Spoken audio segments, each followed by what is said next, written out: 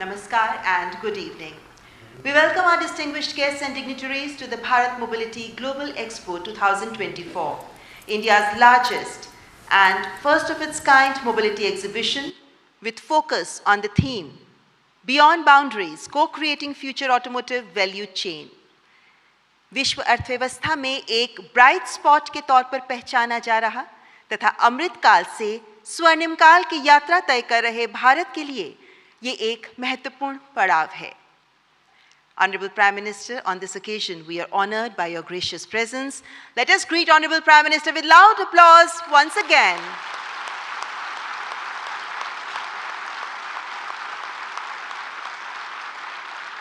और आज के सुअवसर पर हम मंच पर आसीन विशिष्ट अतिथिगण का भी आदरपूर्वक स्वागत करते हैं. Shri Piyush Goyal, Honorable Minister of Commerce and Industry, Consumer Affairs and Food and Public Distribution and Textiles.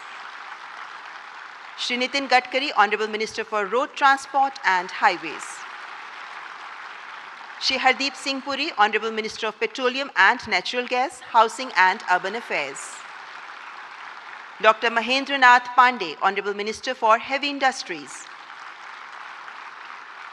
Shri Narayan Taturane, Honorable Minister of Micro, Small and Medium Enterprises. And we extend warm welcome to all the industry leaders, industry associations, stakeholders from automotive industry from India and across the world. Bharat के automotive उद्योग से जुड़े सभी हितधारकों का भी हम हृदय से स्वागत करते हैं. हमारे राष्ट्रपिता महात्मा गांधी ने कहा था, भविष्य इस पर निर्भर करता है कि हम वर्तमान में क्या करते हैं. वसुधैव कुटुंबकम के सिद्धांत का पालन करते हुए भारत सस्टेनेबल और क्लीन मोबिलिटी की दिशा में काम कर रहा है, जो हम सभी को बेहतर भविष्य की ओर प्रेरित करेगा तथा ये एक्सपो इसी दिशा में एक महत्वपूर्ण प्रयास है. I now invite Shri Piyush Goyal, Honorable Minister of Commerce and Industry, to kindly welcome our distinguished guests.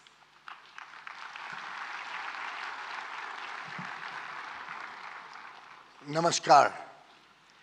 Bharat और विश्व के सर्वाधिक लोकप्रिय जन नेता, जिन्होंने सदैव राष्ट्र निर्माण के लिए स्वयं को समर्पित किया, विकसित भारत के प्रणेता श्रद्धेय प्रधानमंत्री श्री नरेंद्र मोदी जी, माननीय केंद्रीय मंत्री, दुनिया भर से आए मोबिलिटी क्षेत्र से जुड़े महानुभाव, भाइयों और बहनों, आज हम सब प्रधानमंत्री श्री नरेंद्र मोदी जी का स्वागत करते हैं.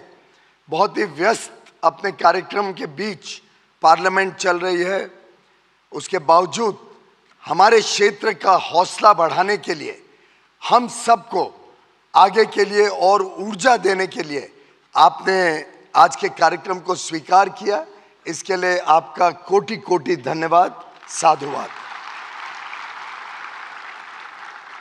माननीय प्रधानमंत्री जी के निर्णायक और कुशल नेतृत्व में सबका प्रयास के मूल मंत्र पर आज हम सभी सर्वसमावेशी विकास और अमृतकाल में तेजी से विकसित भारत बनाने के लिए पूरी निष्ठा और कर्तव्य भावना से आगे बढ़ रहे हैं.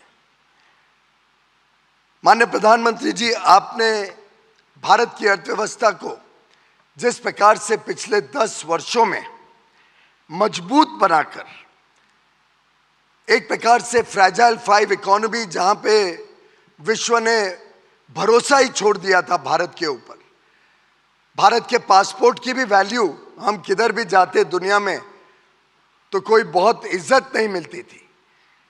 आपने 10 वर्षों में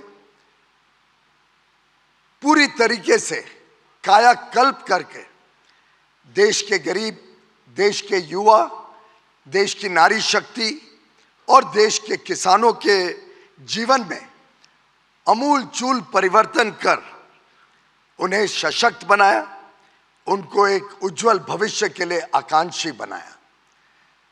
देश कहाँ एक तरफ 10 साल पहले रोजमर्रा की समस्याओं से जूझ रहा था, आज हर भारतवासी बड़ी उमंग के साथ, बड़े उत्साह के साथ एक विकसित भारत बनाने में जुट गया है.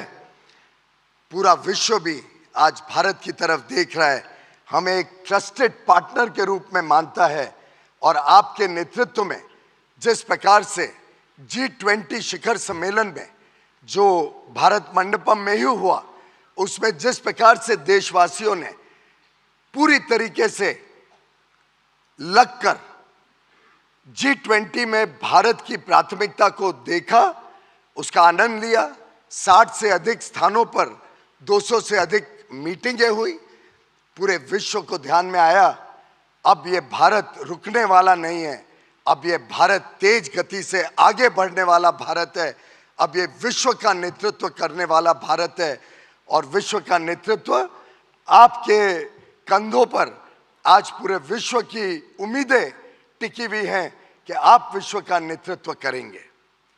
अभी अभी आए इंटरिम बजट में आपने समाज के हर वर्ग की देखभाल की, विशेषकर इंफ्रास्ट्रक्चर पे जो कैपिटल एक्सपेंडिचर खर्च करती है सरकार, उसमें जो वृद्धि हुई है, गत वर्षों में लगभग 3 गुना वृद्धि केंद्र सरकार के इंफ्रास्ट्रक्चर स्पेंडिंग में। इस वर्ष के बजट में 11,11,111 करोड़ रुपए का निवेश मात्र केंद्र सरकार करेगी। इसके अतिरिक्त राज्य सरकारें और निजी क्षेत्र जब सभी भारत के इंफ्रास्ट्रक्चर को और मजबूत बनाने में जुटेंगे, तो मेरा मानना है कि आगे आने वाले दिनों में जो मोबिलिटी सेक्टर है, जिसके सभी महानुभाव आज एक ही मंच पर यहाँ पे उपस्थित हुए हैं, उनके लिए भी संभावनाएं असीम होंगी। आगे चल के ये क्षेत्र का विकास सुनिश्चित है। और जिस प्रकार से आज पूरी दुनिया देख रही है, नए हाईवेज हो, रोड्स हो, एयरपोर्ट्स 2 गुने हो गए, 74 से लेके 150 के करीब, पोर्ट की कैपेसिटी डबल हुई है। जिस प्रकार से आज देश में इनलैंड वाटरवेज 114 शुरू हो गए हैं, ये सभी प्रमाण हम सबका हौसला बढ़ाता है, बुलंद करता है कि आगे आने वाले दिनों में भारत की तो डिमांड बढ़ेगी ही, लेकिन हम पूरे विश्व की जो डिमांड है उसको भी भारत से पूरा करने में सफल होंगे।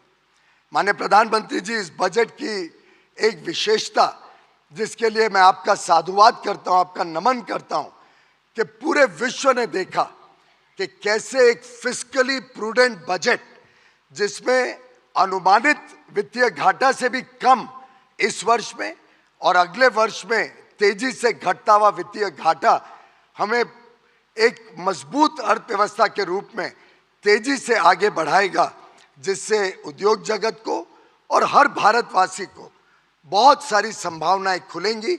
जितनी ज़्यादा मजबूत अर्थव्यवस्था भारत की होगी, ब्याज के दर भी कम होंगे, महंगाई भी कम होगी और भारत की स्थिति विश्व स्तरीय बनाने का जो आपने काम जिम्मा अपने ऊपर लिया है, जो मोदी गारंटी आपने इस देश को दी है, हर एक देशवासी उस मोदी गारंटी के ऊपर आज टिका हुआ है और आगे का भविष्य अपना बना रहा है।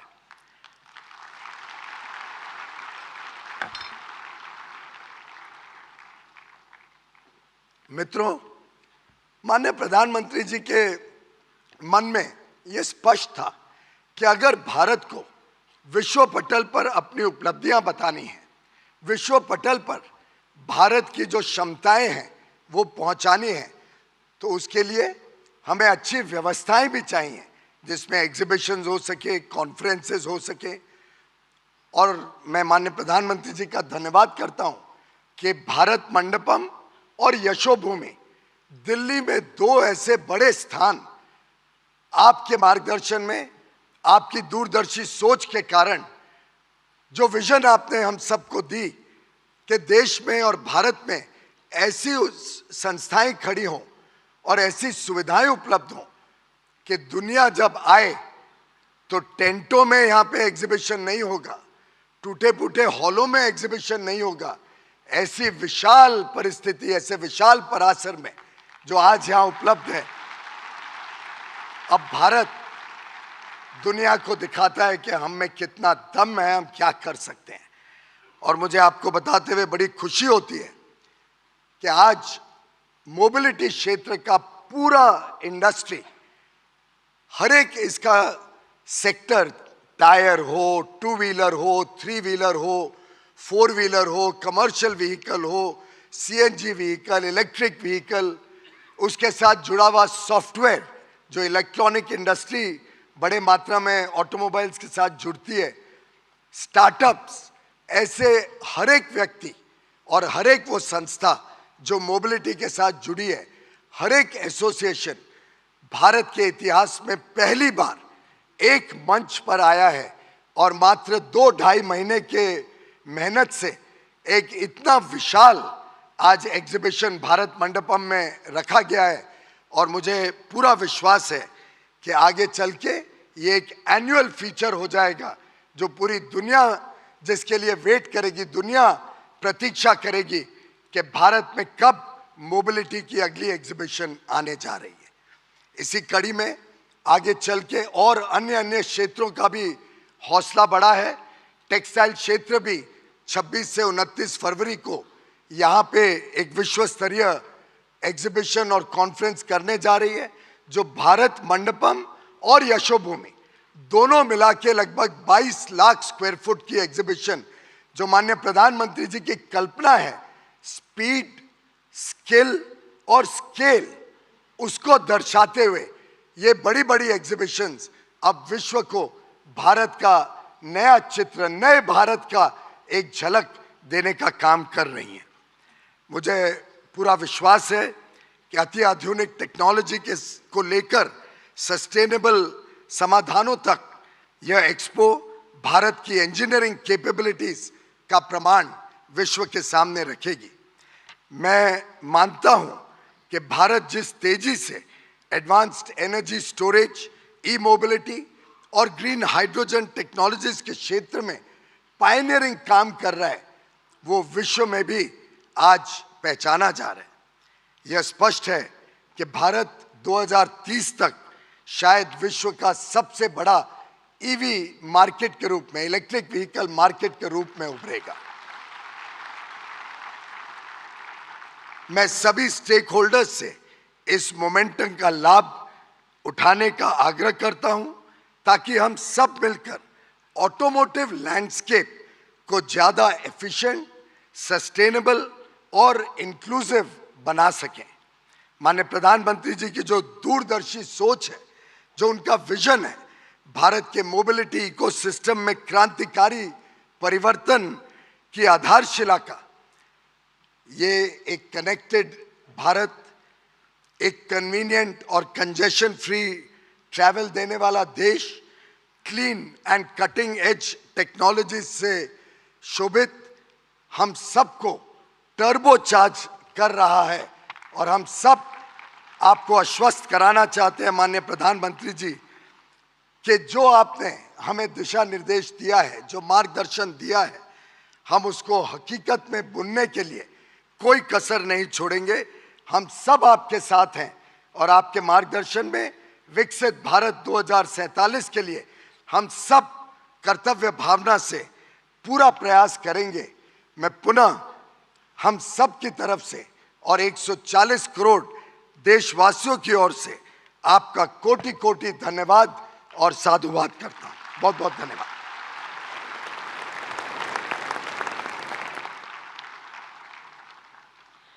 बहुत बहुत धन्यवाद केंद्रीय वाणिज्य मंत्री श्री पीयूष गोयल जी। मान्यवर, भारत मोबिलिटी ग्लोबल एक्सपो 2024 का आयोजन ऐसे समय में किया जा रहा है जब भारत का मोबिलिटी सेक्टर एक बड़े परिवर्तन के शिखर पर है। इसका परिदृश्य तेजी से बदल रहा है। It's becoming bigger and greener. इस एक्सपो के पीछे की अवधारणा क्या है? एक फिल्म के माध्यम से इस अवधारणा को आपके समक्ष रखना चाहेंगे। Let's watch this short film. Since the dawn of civilization, economies have witnessed growth on wheels. Led by national aspirations and visionary leaderships, technologies behind the wheels have transformed nations.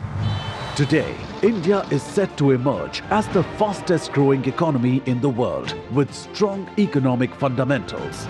Our new age citizens need innovative, fast and efficient mobility solutions that cater to their needs of transportation and environmental sustainability. Our Honorable Prime Minister Shri Narendra Modi's Atmanirbhar Bharat vision is driving technology-led advancements through proactive government initiatives, policies and R&D interventions in redefining the future of mobility landscape. Under this vision, the government has launched several schemes besides significant investments and initiatives for development of EV infrastructure, alternative fuels, automotive testing, skill development, automotive design, and engineering manufacturing. Bharat is redefining the future of mobility across 7 seas. Electric vehicle adoption is on the rise, fueled by government incentives, as India takes significant strides towards a greener future and creates a conducive ecosystem, making e-mobility a viable and affordable solution for all. Innovation in battery technologies and chemistry is thriving. Initiatives are underway to establish a robust charging infrastructure, while there is a concerted effort towards renewable energy generation to meet the rising electricity demand for charging. Increasing ride-sharing services are reducing traffic congestion, while bike and scooter sharing services provide last-mile connectivity solutions. Public transportation is evolving with the integration of digital payments and smart ticketing, offering a seamless and convenient travel experience. India is fast emerging as a leader in intelligent transportation solutions, enabling real-time communication, remote monitoring and effective traffic management.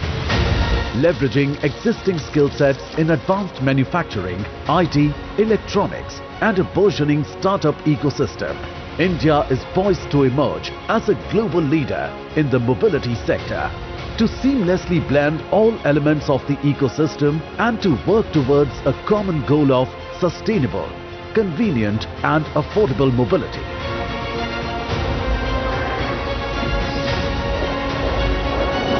We proudly present the Bharat Mobility Global Expo 2024.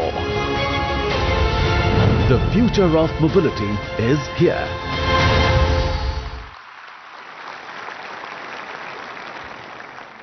मान्यवर, विश्व पटल पर भारत के प्रगतिशील, उन्नतिशील, सुदृढ़ पद चिन्ह आज विश्व के लिए उम्मीद बन रहे हैं।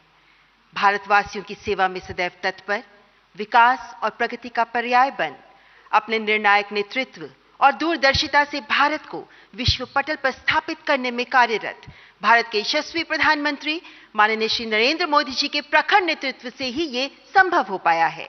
Ladies and gentlemen, I now humbly request Honorable Prime Minister of India, Shri Narendra Modi ji, to address the august gathering.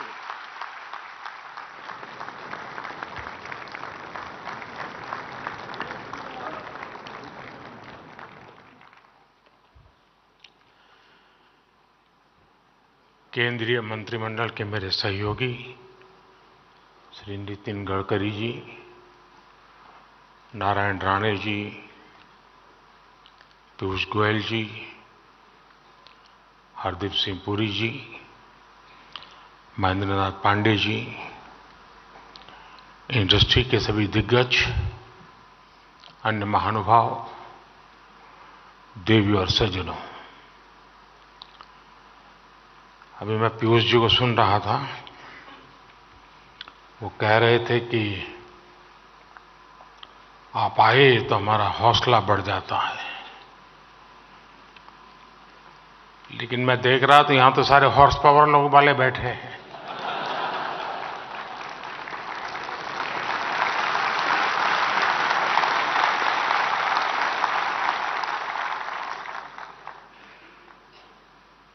तब तय हो गया है कि किसको कहां से हौसला मिलने वाला है। सबसे पहले तो मैं ऑटोमोटिव इंडस्ट्री को इस शानदार आयोजन के लिए बहुत बहुत बधाई देता हूं। मैं आज हर स्टॉल पर तो नहीं जा पाया, लेकिन जितने भी स्टॉल्स मैंने देखे वो बहुत ही प्रभावित करने वाले थे। हमारे देश में ये सब हो रहा है, देखते हैं तो और आनंद हो जाता है। मैंने तो कभी गाड़ी खरीदी नहीं है, इसलिए मुझे कोई अनुभव नहीं है क्योंकि मैंने कभी साइकिल भी नहीं खरीदी है। मैं दिल्ली के लोगों को भी कहूंगा कि इस एक्सपो को आकर जरूर देखें। ये आयोजन मोबिलिटी कम्युनिटी और पूरी सप्लाई चेन को एक मंच पे लाया है। मैं आप सभी का भारत मोबिलिटी ग्लोबल एक्सपो में अभिनंदन करता हूं और आप सबको बहुत बहुत शुभकामनाएं देता हूं। शायद आप में से कुछ लोगों को स्मरण होगा कि जब मेरी पहली टर्म थी, उस समय मैंने एक ग्लोबल लेवल की मोबिलिटी कॉन्फ्रेंस प्लान की थी और उस समय की चीजें अगर आप निकाल के देखोगे तो बैटरी पर हमारा फोकस क्यों होना चाहिए, इलेक्ट्रिक व्हीकल की तरफ हमें कैसे जल्दी जाना चाहिए, इन सारे विषयों पर बहुत विस्तार से वो समिट हुआ था। ग्लोबल एक्सपर्ट्स आए थे और आज मेरी दूसरी टर्म में मैं देख रहा हूं कि खासी मात्रा में प्रगति हो रही है और मुझे विश्वास है कि तीसरी टर्म में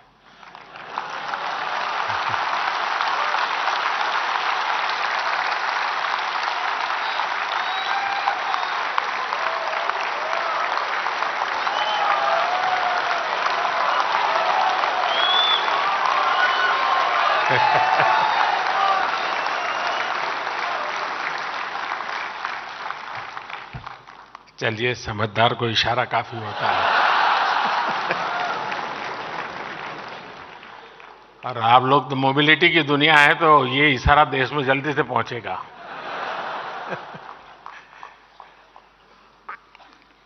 साथियों, आज का भारत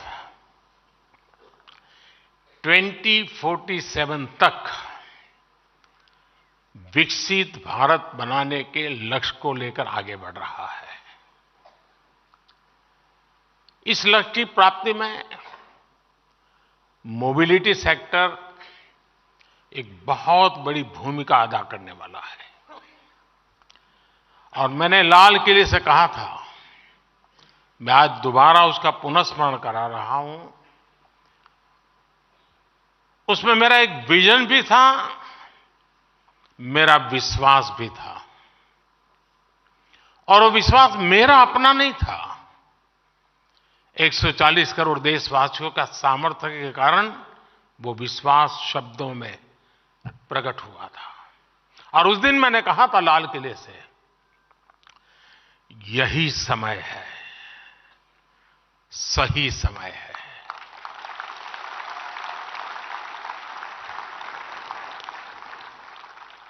ये मंत्र आपके सेक्टर पर बिल्कुल फिट बैठता है। एक प्रकार से India is on the move and is moving fast.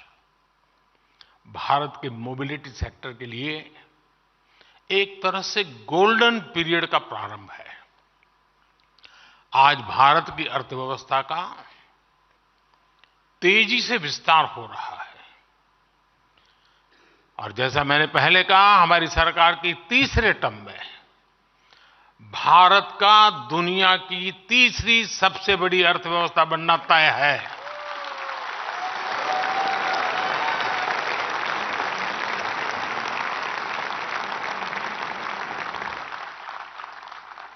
हमारी सरकार के प्रयासों से पिछले 10 वर्षों में करीब 25 करोड़ लोग गरीबी से बाहर निकले हैं।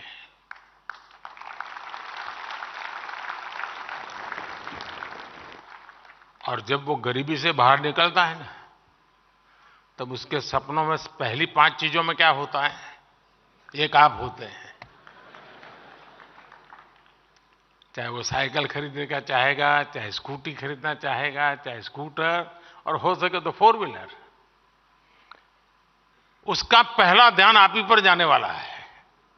और ये 25 करोड़ लोग गरीबी से बाहर आए हैं। आज भारत में बड़ी संख्या में न्यू मिडिल क्लास बना है, जिसकी अपनी आशाएं हैं, अपनी आकांक्षाएं हैं। शायद एस्पिरेशन का लेवल उस सोसाइटी में होता है, उस इकोनॉमिकल स्ट्राटा में होता है, वो शायद ही कहीं और होता है जी। जैसे व्यक्ति के जीवन में 14 से 20 साल का कालखंड जैसे एक प्रकार से अलग ही होता है, वैसा इनके जीवन में होता है। और इसको अगर हम एड्रेस करते हैं तो आप कल्पना कर सकते हैं हम कहां से कहां पहुंच सकते हैं जी। ये न्यू मिडिल क्लास, उसके एस्पिरेशंस, और दूसरी तरफ आज भारत में मिडिल क्लास का दायरा भी बहुत तेजी से बढ़ रहा है। मिडिल क्लास की इनकम भी बढ़ रही है। ये सारे फैक्टर्स भारत के मोबिलिटी सेक्टर को नई ऊंचाई देने वाले हैं। बढ़ती हुई अर्थव्यवस्था और बढ़ती हुई आय के बीच बढ़ते हुए कुछ आंकड़े आपके सेक्टर का हौसला बढ़ाने वाले हैं। मोदी नहीं, ये आंकड़े। साल 2014 के पहले के 10 सालों में भारत में 12 करोड़ के आसपास गाड़ियों की बिक्री हुई थी, जबकि 2014 के बाद से देश में 21 करोड़ से ज्यादा गाड़ियों की बिक्री हो चुकी है। 10 साल पहले भारत में साल भर में 2000 तक इलेक्ट्रिक गाड़ियां बिक रही थी। वहीं अब भारत में करीब 12 लाख इलेक्ट्रिक गाड़ियां हर साल बिक रही हैं। पिछले 10 साल में पैसेंजर व्हीकल्स की बिक्री में 60% की वृद्धि हुई है। भारत में 2 व्हीलर सेल्स भी 70% से ज्यादा बढ़ी है। अभी कल ही जो आंकड़े आए हैं वो बताते हैं कि जनवरी के महीने में कारों की बिक्री ने अपने पिछले सारे रिकॉर्ड तोड़ दिए हैं। जिनकी बिकी है वो यहां बैठे हैं ना। आप चिंता मत कीजिए, इनकम टैक्स वाले नहीं सुन रहे हैं, घबराओ मत। यानी आप सभी के लिए मोबिलिटी सेक्टर में अभूतपूर्व पॉजिटिव वातावरण आज धरती पर नजर आ रहा है। आपको आगे बढ़कर इसका लाभ उठाना है। साथियों, आज का भारत भविष्य की जरूरतों को ध्यान में रखते हुए नई नीतियां बना रहा है और इसमें निश्चित तौर पर मोबिलिटी सेक्टर के लिए विशेष जगह है। कल जो बजट पेश हुआ है उसमें भी इस विजन आपको देख पाते होंगे। ये तो इंटरिम बजट है, पूरा तो आएगा जब हम तीसरी बार आएंगे तब। 2014 में भारत का capital expenditure 2014 capital expenditure 2 lakh crore से भी कम था। 2 लाख करोड़ रुपए से कम था। आज ये 11 लाख करोड़ से भी ज्यादा हो गया है। कैपिटल एक्सपेंडिचर पर 11 लाख करोड़ रुपए का खर्च का ऐलान भारत के मोबिलिटी सेक्टर को अनेक विद अपॉर्चुनिटीज लेकर के आया है। ये ना सिर्फ अर्थव्यवस्था को ताकत देगा, बल्कि इससे रोजगार के भी नए अवसर बनेंगे। इस अभूतपूर्व इन्वेस्टमेंट की वजह से आज भारत में rail, road, airport, waterway transport यानी हर क्षेत्र का कायाकल्प हो रहा है। हम समुद्र और पहाड़ों को चुनौती देते हुए एक के बाद एक इंजीनियरिंग मार्वल तैयार कर रहे हैं, और वो भी रिकॉर्ड समय में।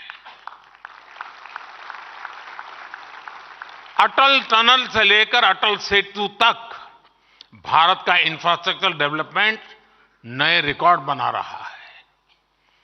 बीते 10 वर्षों में भारत में 75 नए एयरपोर्ट बनाए गए हैं।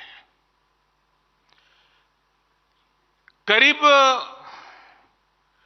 4 लाख किलोमीटर ग्रामीण सड़कों का निर्माण हुआ है। 90,000 किलोमीटर नेशनल हाईवे बने हैं। 3500 किलोमीटर के हाई स्पीड कॉरिडोर विकसित किए गए हैं। 15 नए शहरों में मेट्रो रेल और 25,000 किलोमीटर के रेल रूट्स का निर्माण हुआ है। इस बार के बजट में 40,000 रेल कोचेज को वंदे भारत ट्रेन के डिब्बों जैसा आधुनिक बनाने का ऐलान किया गया है। ये 40,000 कोच सामान्य रेलगाड़ियों में लगाए जाएंगे। इससे भारतीय रेलवे की तस्वीर बदलने वाला तय है। साथियों, हमारी सरकार की इस स्पीड और स्केल ने भारत में मोबिलिटी की परिभाषा को भी बदल दिया है। हमारी सरकार का जोर रहा है कि प्रोजेक्ट समय पर पूरे हों, अटके नहीं, भटके नहीं, लटके नहीं। ट्रांसपोर्टेशन को आसान बनाने के लिए, लॉजिस्टिक्स से जुड़ी चुनौतियों कम करने के लिए भी हमारी सरकार ने ऐतिहासिक बदलाव किए। पीएम गति शक्ति नेशनल मास्टर प्लान के तहत आज देश में इंटीग्रेटेड ट्रांसपोर्ट को बढ़ावा दिया जा रहा है। एयरक्राफ्ट और शिप लीजिंग के लिए गिफ्ट सिटी रेगुलेटरी फ्रेमवर्क बनाया गया है। लॉजिस्टिक्स चेन को आधुनिक बनाने के लिए सरकार ने नेशनल लॉजिस्टिक्स पॉलिसी बनाई है। सामान की ढुलाई में समय कम लगे, पैसा कम लगे, इसके लिए डेडिकेटेड फ्रेट कॉरिडोर विकसित किए गए हैं। कल बजट में जिन 3 रेलवे इकोनॉमिक कॉरिडोर्स की घोषणा की गई है, वो भी भारत में ईज ऑफ ट्रांसपोर्टेशन को बढ़ाने का एक काम करेंगे। साथियों, आज भारत में नेशनल हाईवेज और आधुनिक एक्सप्रेसवे के निर्माण के जरिए कनेक्टिविटी को निरंतर मजबूत किया जा रहा है। जीएसटी ने न सिर्फ सामानों की आवाजाही को तेज किया है, बल्कि राज्यों के बॉर्डर्स पर जो चेकपोस्ट होते थे, उन्हें भी खत्म किया है। फास्ट ट्रैक टेक्नोलॉजी भी इंडस्ट्री के ईंधन और समय दोनों की बचत करा रही है। एक स्टडी के मुताबिक फास्ट ट्रैक से अर्थव्यवस्था को हर साल 40,000 करोड़ रुपए का फायदा हो रहा है। साथियों, भारत आज विश्व का इकोनॉमिक पावर हाउस बनने के मुहाने पर है। ऑटो और ऑटोमोटिव कंपोनेंट इंडस्ट्री की बहुत इसमें भूमिका रहने वाली है। आपकी इंडस्ट्री का देश के टोटल एक्सपोर्ट में बड़ा प्रतिनिधित्व है।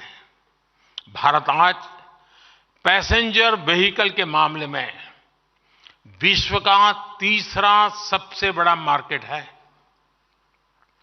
हम पूरी दुनिया में कॉमर्शियल व्हीकल्स बनाने वाले तीसरे सबसे बड़े देश है। हमारी कंपोनेंट इंडस्ट्री भी ग्लोबली कॉम्पिटिटिव बन रही है। अब अमृत काल में हमें इन सभी क्षेत्रों में दुनिया में टॉप पर आना है। हमारी सरकार आपके हर प्रयास में आपके साथ खड़ी है। ये मैं आपके लिए कह रहा था।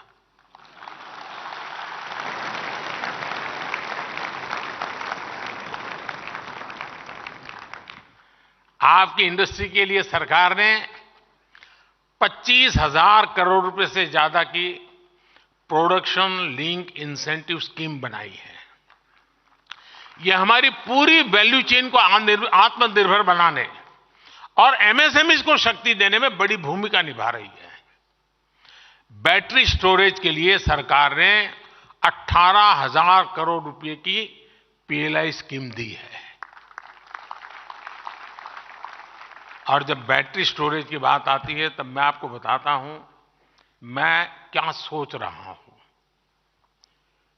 अगर मैं क्लीन कुकिंग मूवमेंट को आगे बढ़ाऊं, मान लीजिए देश में 25 करोड़ घर है और रूफटॉप सोलर और बैटरी स्टोरेज की व्यवस्था और उससे कुकिंग की व्यवस्था, क्लीन कुकिंग की व्यवस्था, 25 करोड़ बैटरी की जरूरत, मतलब आपकी गाड़ियों से सैकड़ों गुना बैटरी की आवश्यकता, जो एक अपने आप में गाड़ी की बैटरी को एकदम सस्ता कर देगी। अभी आप आराम से इस फील्ड में आइए, पूरा पैकेज लेकर के आइए। और कल सरकार ने घोषित किया है बजट में, हम पहले तबक्के में 1 करोड़ परिवारों को रूफटॉप सोलर से उसकी 300 यूनिट तो कम से कम मुफ्त बिजली, और मेरी तो योजना है कि रूफटॉप से उसका इलेक्ट्रिक व्हीकल का चार्जिंग व्यवस्था उसके घर में ही हो, उसकी गाड़ी रात को आए, स्कूटी आए, स्कूटर आए, चार्ज हो जाए, सुबह अपना चलता चले। यानी एक प्रकार से डिसेंट्रलाइज व्यवस्था पूरी तरह रूफटॉप सोलर सिस्टम के साथ जोड़ने की कल्पना है। ये सारी चीजें आपके भविष्य की योजनाओं के में दिमाग में रख करके प्लान कीजिए, मैं आपके साथ हूं।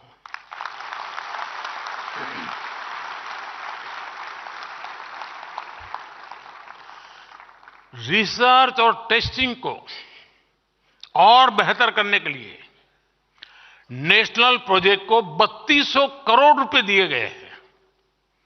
नेशनल इलेक्ट्रिक मोबिलिटी मिशन की मदद में भारत में इलेक्ट्रिक व्हीकल्स के निर्माण को नई गति मिली है।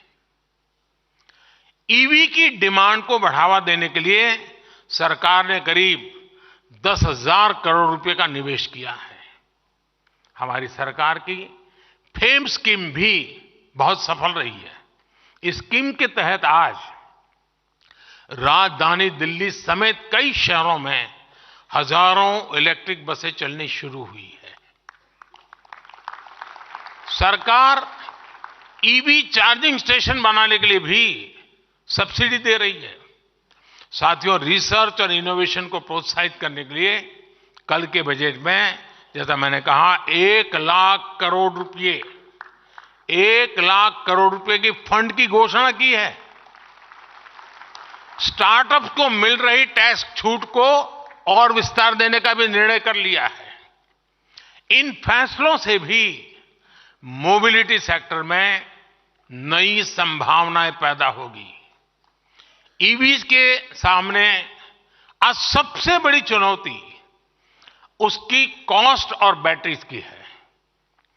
इस फंड का इस्तेमाल इस क्षेत्र में रिसर्च के लिए हो सकता है। हमारी रूफटॉप सोलर स्कीम में भी ईवी मैन्युफैक्चरिंग से जुड़ा कंपोनेंट है, जिससे ऑटो सेक्टर को भी मदद मिलेगी। जब सोलर रूफटॉप की संख्या बढ़ेगी तो स्वाभाविक है कि बड़ी संख्या में बैटरीज की भी जरूरत होगी। आपके लिए इस सेक्टर में भी विकास की बहुत बड़ी संभावनाएं हैं।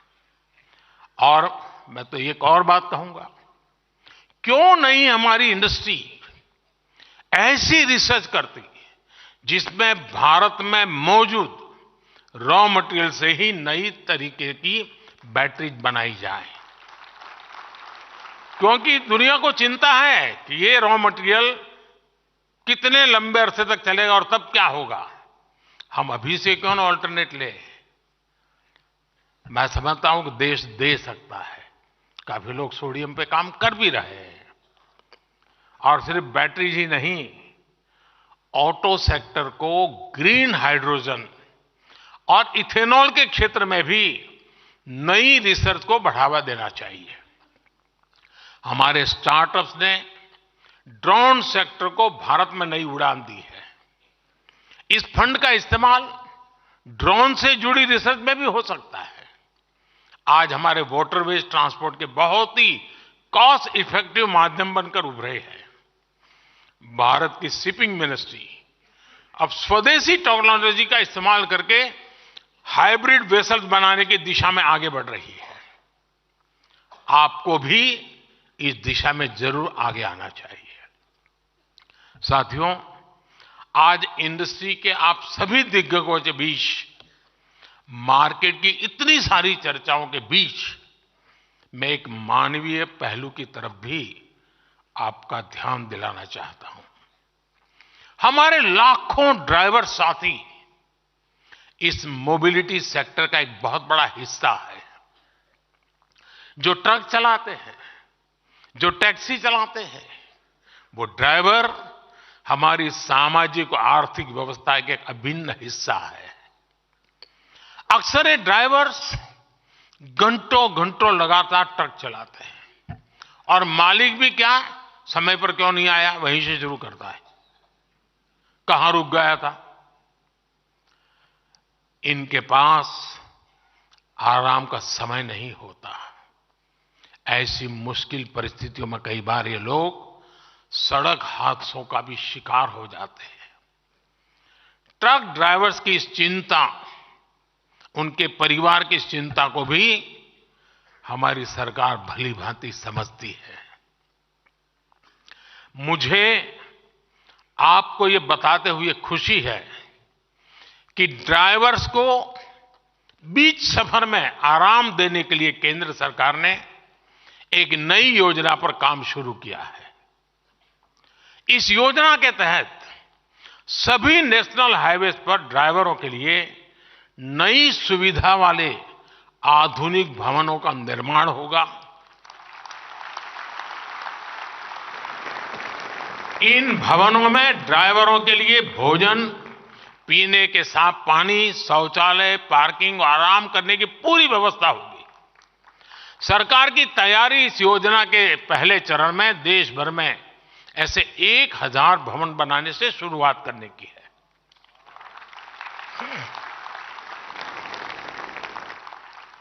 ट्रक और टैक्सी ड्राइवर के लिए बनाए गए ये भवन ड्राइवर्स की ईज ऑफ लिविंग और ईज ऑफ ट्रैवलिंग दोनों बढ़ाएंगे।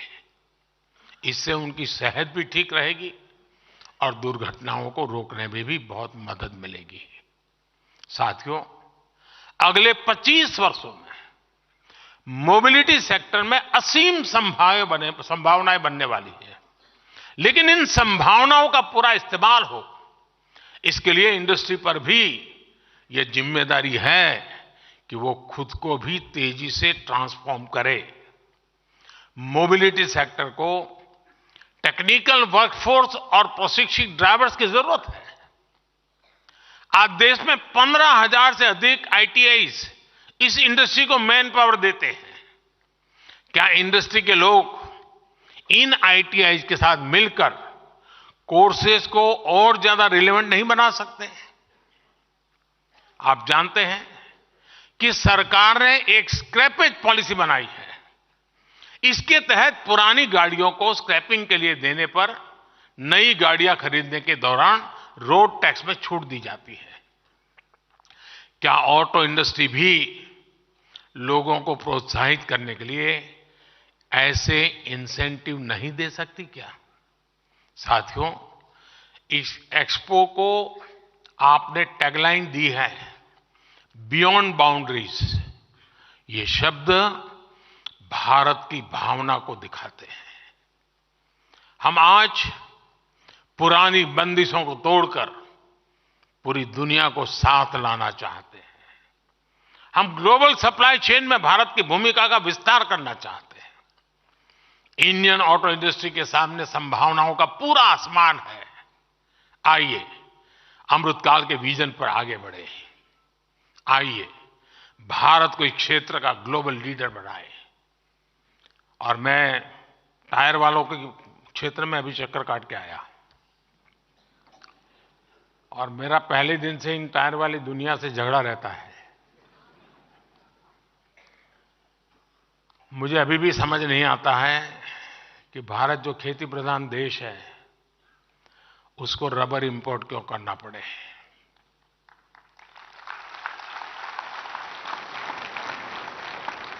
क्या टायर इंडस्ट्री का जो एसोसिएशन है वे मिलकर के किसानों के साथ बैठ करके जो भी टेक्नोलॉजिकल इंटरवेंशन कर रहे हैं, जो भी उनको गाइडेंस देना है और जो उनको एश्योर्ड मार्केट देना है, मैं पक्का मानता हूं हिंदुस्तान का किसान आपकी रबर की आवश्यकता पूरी कर सकता है। आज रिसर्च करके जेनेटिकली मॉडिफाई किए हुए रबर ट्री पर बहुत काम हुआ है। भारत में अभी उसका इतना इस्तेमाल नहीं कर रहे हैं। मैं टायर बनाने वालों से आग्रह करूंगा, रबर इंडस्ट्री के साथ जुड़े हुए जो इंडस्ट्री है उनसे आग्रह करूंगा कि जरा किसानों के साथ जुड़िए तो सही।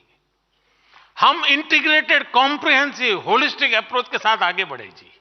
हम टुकड़ों में ना सोचे रबर बाहर से मिल जाता है, चलो यार अपन बनाएंगे दौड़ाएंगे। अरे कभी ये भी तो सोचे कि मेरा किसान मजबूत होगा तो मेरा देश में 4 गाड़ी और खरीदेगा।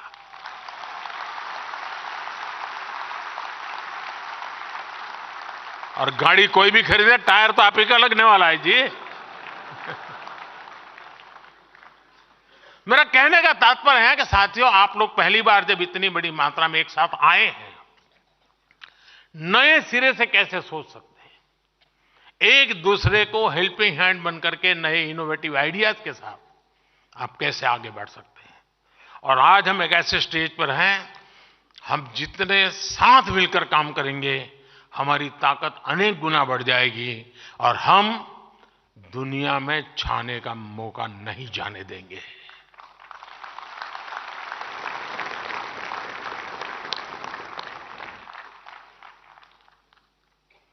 साथियों, डिजाइनिंग के क्षेत्र में भी आज दुनिया में जितने भी बड़े बड़े क्षेत्र हैं, शायद ही कोई ऐसा होगा जिसकी रिसर्च लैब हिंदुस्तान में ना हो। भारत के पास एक टैलेंट है, डिजाइनिंग की टैलेंट है। अब हमें हमारे लोगों के दिमाग से निकली हुई डिजाइन लेकर के आना चाहिए। दुनिया को लगे यार गाड़ी तो हिंदुस्तान की चाहिए, आवाज वो उठनी चाहिए।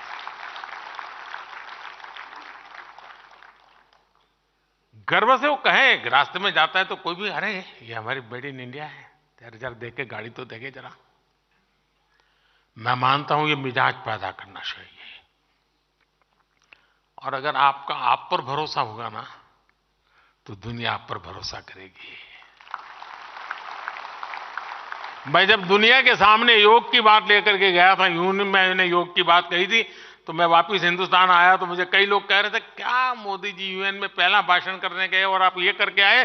लेकिन आज पूरी दुनिया नाक पकड़ करके बैठ गई है।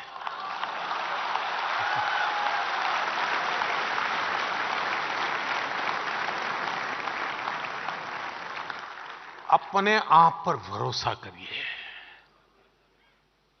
सामर्थ्य के साथ खड़े हो जाइए। विश्व का कोई ऐसा रास्ता ना हो जहां आप नजर ना आए। दोस्तों,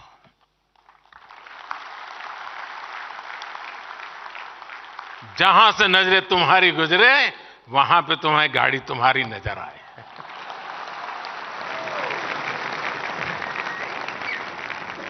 आप सभी को बहुत बहुत शुभकामनाएं। धन्यवाद।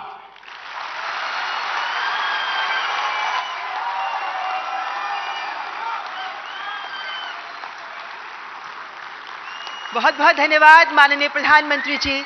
आपके उत्प्रेरक उद्बोधन के लिए हृदय से साधुवाद। आपके मार्गदर्शक शब्दों के लिए, प्रेरणादायी शब्दों के लिए, ऊर्जापूर्ण संबोधन के लिए बहुत बहुत आभार माननीय प्रधानमंत्री जी। जो विश्वास आपने ऑटोमोटिव उद्योग पर जताया है, आगे बढ़कर उन लक्ष्यों को हासिल करेगा भारत का ऑटोमोटिव उद्योग।